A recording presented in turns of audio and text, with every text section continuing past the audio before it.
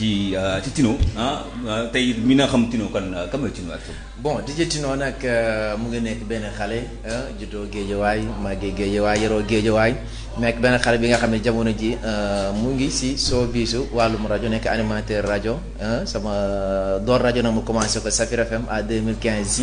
xëy na lu ñuy gën a dem gars yi di gën a xam DJ Tino mais daal lépp li nga xamante ne ni actuellement showbizu laaj na ko DJ Tino si lay dox te si lay wax. d'accord actuellement on dirait yaa ngi ci benn station rajo tey rajo boo xam ne fu mu toll actuellement ñëpp a koy déglu mën nañu waxtaan mën nga ñu wax tuuti tey jour d'animation après daal di ñëw.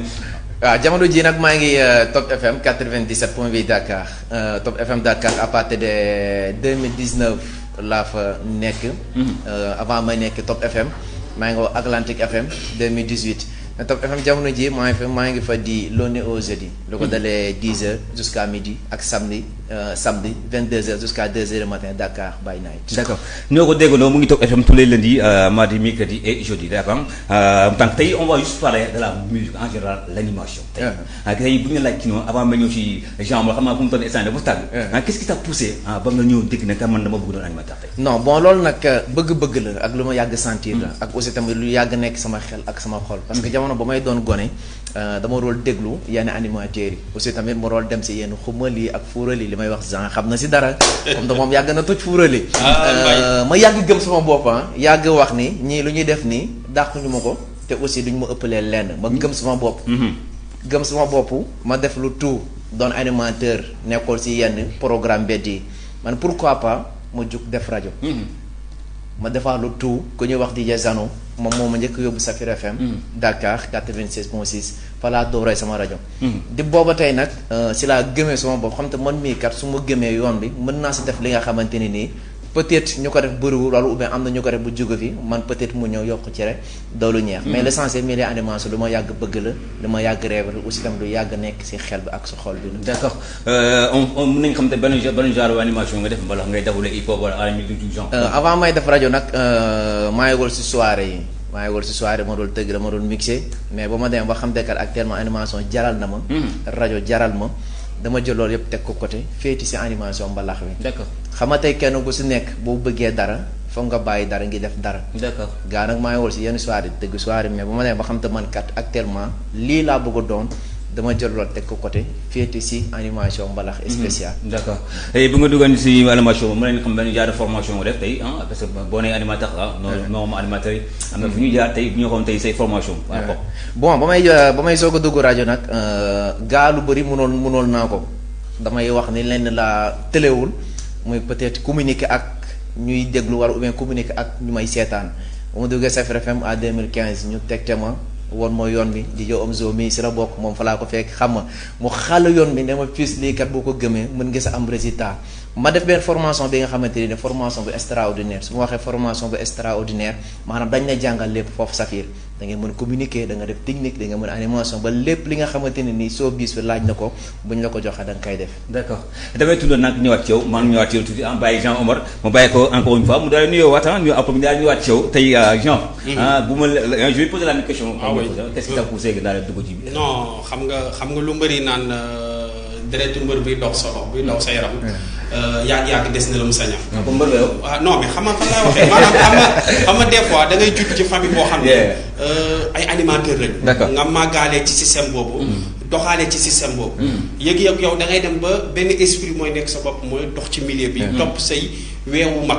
te bu boobaa noonu lay demee man na dama judd ci famille boo xam ne xaaj bi yëpp ay animateur lañu woon ñi nekkoon ci boîte de nuit à chaque fois ba ñuy nekk xale doon ànd ak ñoom ay vacances.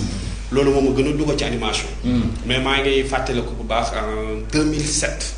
lañ dugg ci animation boobu ci laa commencé dem rajo bu ma njëkk a def sax comme Safir Tino nu mu ko waxee. fa lañ nekkoon comme formateur ñu nekkoon fa ak ñoom Adama Dieng. le Sista Fafa ñoom ñëpp ñu leen di jaajëfal. ñooñu ñoo fa nekkoon doon def liggéey bu mucc ay bañ fay dem nag comme Tino nu mu ko waxee rek am na lu ñu yóbbaale am na notion yu ñu yóbbaale ci lañ fa jógee yow jaar Atlantique. jógee Atlantique. jaar tamit yeneen rajo yoo xam ne nekkoon tamit Safir Sali. jaaroon tamit yeneen rajo yoo xam ne bu ñu ko doon lim dañ fi jógee ba dal ci Espérance FM. waaw noonu laa mën a joxe CV bi. D'accord, comment était la formation au début parce que moi je tu as formé pas mal de gens. su ma déglu la formation comment ça a été. Non mais c'était juste simple parce que c'est juste pratique là parce que y a rien de difficile parce que li nga xam moom ngay joxe loo xamul doo ko joxe. te ñi nekk ci milieu boo xam ne Tino jóg si autant pour moi dañoo ñëw pour defar dara te pour defar dara dañoo gis milieu showbiz bi nu mu demee milieu animation nu mu demee loolu moo gën a poussé ñu bëri ñu dugg ñu ci nag ngir parce que pour foo wala leneen mais duñ ci dugg pour avancer c'est juste ça mais yombul former des gens yoo xam ne ñoom kenn ku nekk ak sa façon de faire kenn ku nekk ak sa style bi nga indi. yow nag yaay dugal ci moom style boo xam ne moom bu demee ba ci un certain moment moom mooy tànnal boppam lii la bëgg a def mais mu am formation boo xam ne dina def technique. parce que dafa am ay milieux yoo xam ne li lay njëkk a jàngal ci rajo ñu bëri xamuñu ko te dañ koy umpu mooy da ngay dugg ci rajo micro la lay njëkk a wax nga wax. te am na koy jaar comme Safir. li ngay njëkk a jàng te Jux mooy da ngay njëkk a jàng communication.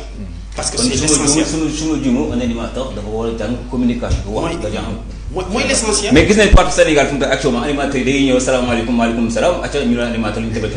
yàlla na ma yàlla baal mais léegi Sénégal na nga xees teg say greffage bu mool. nga joué ci benn série boo xam ne Pateloo moo fa nekkoon ak Mademba.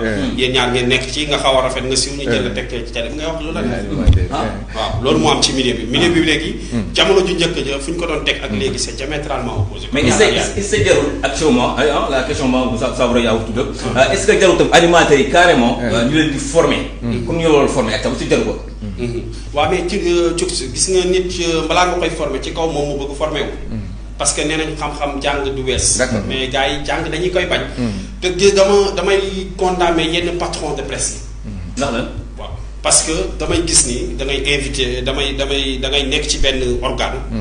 lu la ci war doo ko def. facilité ngay wër. dajale ay gos foofu noonu dajale leen amul benn fay. ñu nekk fa parce que amour bi moo leen fay téye. léegi bu ñu nekkee foofu amour bi di leen téye. ñoom kañ lañ nar a avancer. seeni rakk ñoo toppaat ci loolu noonu ñooñu loolu mooy doon benn cercle boo xam ne cercle boobu mooy wër. te tant que ñu ngi dund ci cercle boobu rek. animateurs yi damay jël exemple boo nee animateur. Sénégal bu ñu nee maison de la presse animateur bokk ci. ndax la. waaw moo ma jaaxal c'est ça mon problème. foofu la parce que yéen vous les animateurs. parce que yow boo leen ubbee Folie TV bii ñuy wax nii techniciens yi fi nekk bu ñu ko ubbi woon kese di def journal. est-ce que nit ñi dinañ ko déglu. mais boo xoolee maison de la presse SYNPICS. lu ñuy njëkk a wax mooy les journalistes et techniciens. bu ñu nee carte presse nationale doo ci dégg animateur. mais est-ce que animateur déjà boo ren c'est ça le problème. est-ce que les animateurs man cadre bu may waxee. comme li nga wax sànq. parce que dañoo toore jamono ji nga xamante ne nii damay wax ne jamono yi banaaw loola ak aussi jamono yaa ma neex. su ma waxee c'est-à-dire yaa ma neex da ngay gis kenn ku feeñ télé léegi am lu topp si ginnaawam. ñu xëcc ko teg ko si télé wala teg ko si rajo. te pourtant lu muy def sax yow mu toog di ko seetaan nga xam te kii kat li muy def nii am na lu bëri li nga xamante ne nii dese na ko. man loolu du ma blâmer ku koy def mais non ñu ko fa teg ñoom laay blâmer.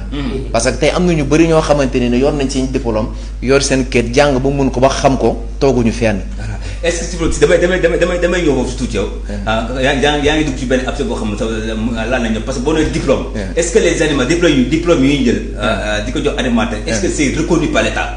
déjà am na si yi nga xamante ne ni état xam na ko am na si yi nga xamante ni état xamuñu ko. am na tey yenn rajo yoo xam ne dañuy former animateur former animatrice former technicien état bi xam leen. am yenn ñi nga xamante ne ni ñoo ngi former lépp mais état xamul leen. mais nekkul lu état xam wala lu état xamul mais xam nga luy compter talent. donc c'est dans yow talent moo compter quoi. talent mooy compter kon su ma jublu diplôme bi nga am amul valeur. talent su ma waxee talent mooy compter. non te avant ñu ñëw foofu. xaaral su ma waxee tal su ma.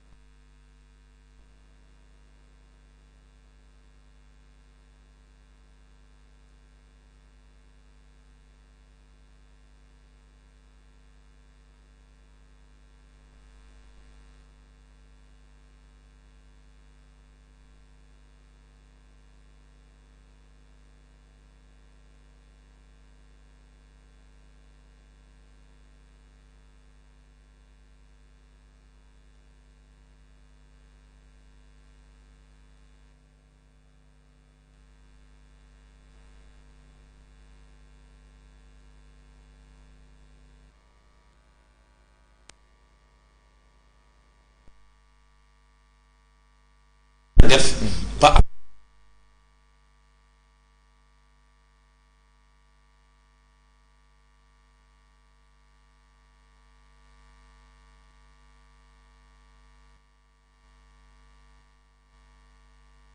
yéen ko waroon kaas déjà waaw mais xam nga loolu nga wax moo tax moo waral gën a waral suñu taxawaay tey fii nii mooy dañoo créer benn association avant ma ñëw association boobu léegi ñu day dama bëgg gis parce que boo nee diplôme bi amul valeur parce que la plupart damay gis gars yi la plupart animateurs léegi animateur muy animatrice dañuy jékki-jékki am benn diplôme attestation et la ñuy visé si rajo yi kii day dañuy visé rajo yu gën a mag Europe y a des rajo sur place sax moom mën nañu fa jot dem kon diplôme bi boo demee diplôme bu amul valeur te buñ demee nag jaar naa fii comment dirais-je diplôme bi fu mu toll nii actuellement moom laa yor pour man diplôme bu am na valeur ci moom par rapport li nga wax xam nga la moo tax ma ne la diplôme bi amul valeur ma éclaircir la ci benn côté parce que quand on parle de diplôme bu ñuy wax ci diplôme bi dafa war a définir la personne diplôme bi nit ki dafa war a doxee ak diplôme boobu ça veut dire que diplôme bi mu am moom da koy won ni loolu nekk su moom carrément apte na 100% pour def animation 100%.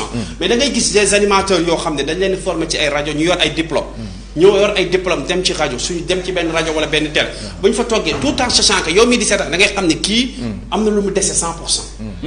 si mais dañuy gis léegi animateur télé yi moom doy na waar parce que léegi jëpp na sa amaali ko animateur lan tu vois n'importe qui animation samay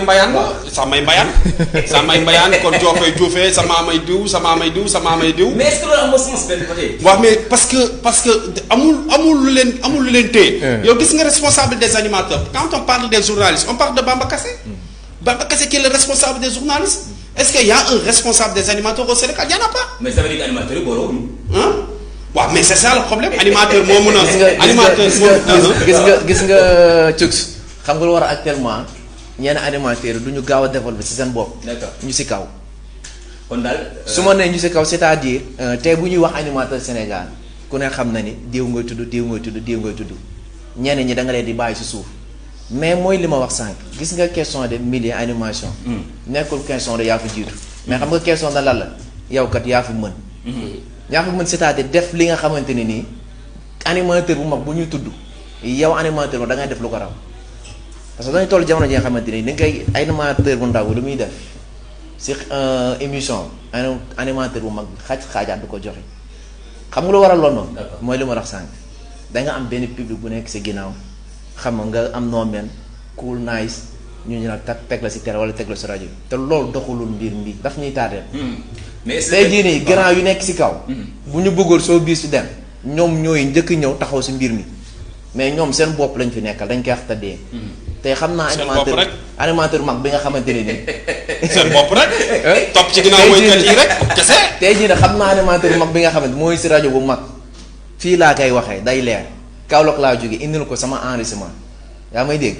yenn parole yi nga xamante ni Tino teg na ko si biir enregistrement bu ma ñibbee jox ko enregistrement bi ba mu xëy suuf loolu na doon teg. su ma juum daal moom dafa sàcc sa xam-xam. déggoo ma de.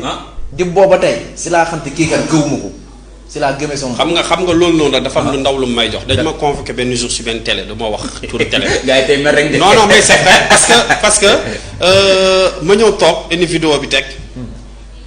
ñu seetaan ko responsable directeur de programme seetaan ko ne ma noonu dëjee yow soxla nañ la ma ne d'accord. mais xam nga fan la mujjee benn xale bi jigéen boo xam ne macha allah dafa sañ sa xees.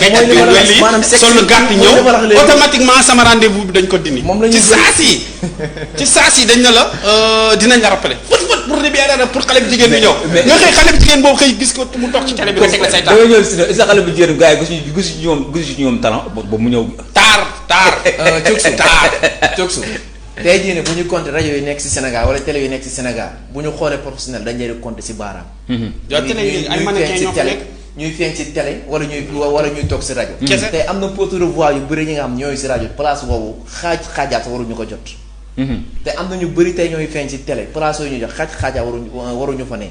parce que loolu du seen poste su ma nee du seen poste da ngay gis ñuy dégage seen émission gaa mooy neex mooy ko ñu ngi lay di seetaan. mais yow mi ko jàng xam ko. da nga xam te diw mi ka dafa tëli. si est-ce que yaa may dégg. ay ngeen di mbir mi du si animateurs yi wala ñu ñuy teg si télévision yi non non xam nga ñaan la ñooy diriger la te ñuy diriger nañ xool ñi nga xamante ni am nañ xam-xam bi jàng nañ ko mën nañ ko ku la teg seen image kat dinañ doxal nga jël kooku teg ko fa. kon su ma jógee y a un problème. au niveau bu y a un baax problème. yow problème ay ngandi fa ma am problème problème kay. ngandi problème Yéen a yow sama- tey jii li ma la war nga si xam parce que da ngay gis tey yenn artistes yi yenn animateurs yi kese la ñuy liggéey. yow Si. boo leen woo sa duñ la wuyu pourtant dañuy yor sa numéro. ndax lan animateurs yu mag yi nangam mais du foofu xam nga fan la. D'accord. nit ki l'essentiel lu muy def naka xam mën ko gëm ko D'accord. nga jox ko lépp. D'accord damay ñëw si genre tey bu ñu doon toog comment doit être un bon animateur.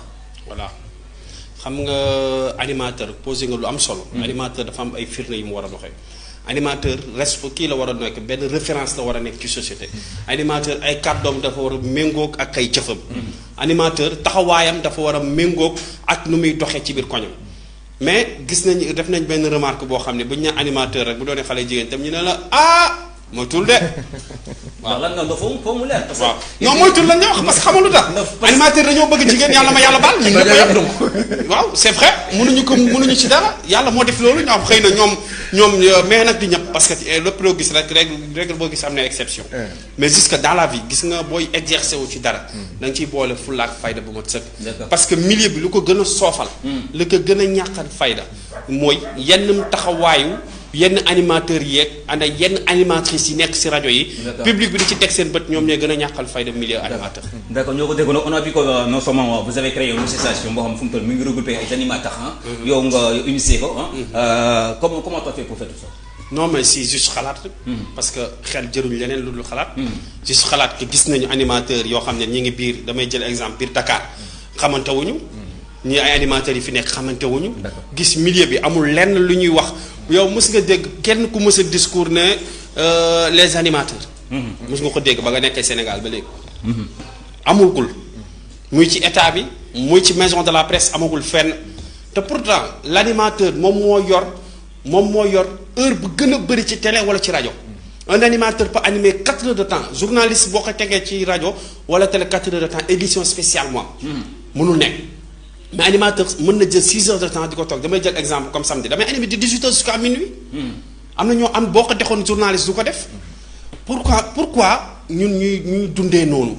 pourquoi animateurs yi joxuñu leen gëdd ci biir télé ak rajo yi te pourtant télé bu fi ubbi sans animateur du dem.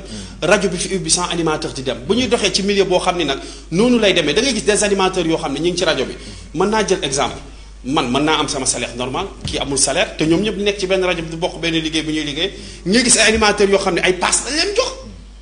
mais nekkul yenn animateurs yi ñoo ko nag parce que des fois da ngay ñëw ci rajo yow comme li nga wax rek talent bi sa talent mu ngi ci yow nga ñëw war a imposer sa bopp carrément man su ma ñëwaan dañ ma war a fay mais damay gis la plupart des animateurs ou des animatrices qu'on dise la vérité quoi. dañuy ñëw carrément proposer émission boo nee émission bi c'est intéressant par rapport à rajo bi. mais gars yi il ma am seen carrément dañ may fay. duñ ko nangu. mais kon dañu naan lu ñu def baax na ko jox ma mais nag bu ndaw lu mu def ci nag bu mag bi la ko gisee. nag bu ndaw lu mu def ci nag bu mag bi la ko gisee. nag yu mag yi ñoom ñoo def ñoo joxul la ko nekk xam nga la moo tax loolu. da ngay gis waaw. lan mooy nag yu mag yi. voilà xam nga nag yu mag yi mooy ñan. mooy animateurs yu mag yi. comme kan. damay jël exemple du ma tudd tur xam nga lu tax mën naa xam nga lu tax dama tudd tur. boo tuddee tur mën nañ ne da ngay tooñ. dañ ne Jean Marc moo ñëw toog ci benn rajo moo ñëw toog ci benn télé wax ko lu ko neex dem. waaw xam nga mooy lan nit ki day bëgg liggéey bi. bëgg liggéey bi pour avancer. bu demee ci benn média pour liggéey. média bi da koy utiliser xam nga mooy lan talent boobu muy gis moom lay utiliser. ne ko carrément c'est que ñi baal ma ci kàddu gi mais patron de presse yi bëri dañoo ñemee wax duñu wax dëgg. d'accord da lay proposer loo xam ne duñ ko def. duñu wax dëgg xam nga mooy lan. dañu naan la fii amul xaalis kër gi xamul xaalis gis nga ni muy doxee. mais yaa ci jàpp petit à petit ñuy avancé ñu xool yaa ci jàpp boobu noonu mën ngaa def ak moom ñeent at foofu noonu yaa ci jàpp bi boobu foofu ngay toll. ba fa ngay yem chaque jour. fa ngay yem. d'accord alors pour remédier à tout ça tey bu ñu dem xool les solutions qu'on doit mettre yow da nga ñëw tey créer benn association xam fu mu toll actuellement pour jàppale tous les animateurs xam nga ñu nekk ci rajo yi.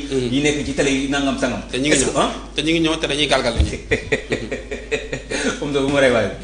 tey pour les solutions. pour remédier à tout ça tey boo doon laaj benn solution tey pour yëpp mu tey lan la ñu wax. solution mooy ñu booloo benn parce que c'est l'essentiel lu booloo amul mënoo aboutir à quelque chose mënul aboutir à dara ñu booloo mën a waxtaan man lu sama mbëbët bu gën a rëy mooy ñu reconnaître les animateurs partout au Sénégal waxuma pour Dakar mais partout au Sénégal te dinañ ci dox dinañ ci bay suñu tànk yombul nag. yombul parce que xam nañ milieu bi ñii dañuy xàcc ñii dañuy gas ñii di suul. parce que gis nañ des animateurs yoo xam ne convoqué nañ leen ci groupe bi des grands animateurs yoo xam ne woo naa leen. il me connaît très bien xamante nañu parce que dañ may boole ak ay ngën di artistes ma leen di invité ñi waxtaan. mooy li ma la wax sànq ñu woo naa leen dañ lay ñàkkal fayda. wax naa leen ko nag mën na leen nag garab ci kaw lay fekkante. est-ce que yëguñu sa bopp mais damay ñëw fi est-ce que yëguñu seen bopp. gis nga carrément ñun animateurs yi mag yi on doit pas causer avec les petits animateurs parce que loolu damañu ko def. non gis nga lu jëm. yëg boobu dana solo parce que da ngay woo animateurs yi mag mu ne la yaa nga gis nga lu jëm si cadre boobu noonu. c'est que animateurs yi mag dañoo yaakaar mbir mi ñoom kese la te yàlla moywul dafa able. est-ce que yaa may dégg. d'accord gis nga ni nga def ba toog peut-être benn rajo bu mag wala télévision bu mag. d'accord dafa mel ni am ku nekk ci ligne bi. yàlla yàlla ko jël salaamaaleykum. maaleykum salaam. yaa ngi soxna si na nga def. ça va maa ngi fi alhamdulilah. alhamdulilah tur bi nga fay woote. yaa ngi ci jàmm. alhamdulilah sant yàlla wér waay. yaa ngi cool. maa ngi cool sant. encore baax la man la bambara bi. Ndeye Bambara. waaw. Mbaye Bambara yële ndeysaan tey moom du ma wax quoi parce que damay bokk sama ñaari animateur ñu sekk la om so ngi fi Espérance di Tino mu ngi fi ak borom Top FM ne ko ala na kenn jël na ko Bambara Maafe. Bambara Maafe. allo. ma ne Bambara Maafe ci loo nekk yaa ngi ci jàmm. waaw maa ngi ci jàmm baax sant yàlla. waaw Bambara dañoo bëgg Maafe de ñoo fi dàq joon sàcc gars yi ne yóbbu leen ko police ñu ne non dañ ko yóbbu police dañ koy mar. loolu la yéen ci jàmm. ça va bien merci. émission bi maa ngi koy liggéey. macha allah. ndeysaan. su ma yemee borom baax la bu ma ko xamee du tey. dëgg la te moo ko xamante ne ku baax la. amul problème macha allah daal. du ma wax ne am na dama bàyyi. jaajëf. waaw maa ngi leen di liggéey yéen ñëpp. ndeysaan jaajëf ñu nekk ci plateau bi